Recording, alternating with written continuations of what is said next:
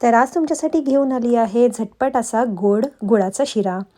तर त्यासाठी आपण एका पॅनमध्ये तूप घालून त्यामध्ये आपण रवा घालून त्याला छानपैकी खरपूस त्याला भाजून द्या.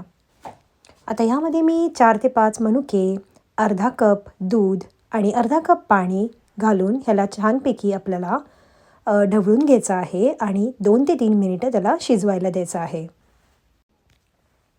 आता 2 ते 3 मिनिटामध्ये आपण त्यामध्ये शेवटला 2 ते 3 चमचे गुळाची पावडर जी मिळते ती तुम्ही टाकू शकता आणि ह्याला छान प्रकारे मिक्स केल्यानंतर थोड्या वेळातच तुम्ही त्याला बघाल ह्याचं टेक्स्चर चेंज होतं. यामध्ये थोडंसं तूप टाका शेवटला आणि मग सर्व्ह करा. तर इथे तुमचा घरगुती असा छानसा तुपातला शिरा रेडी आहे. हा तुम्ही लहान मुलांना किंवा मोठ्यांनासुद्धा देऊ शकतात. खूप आवडेल. अँड होप तुम्हाला ही रेसिपी आवडली असेल.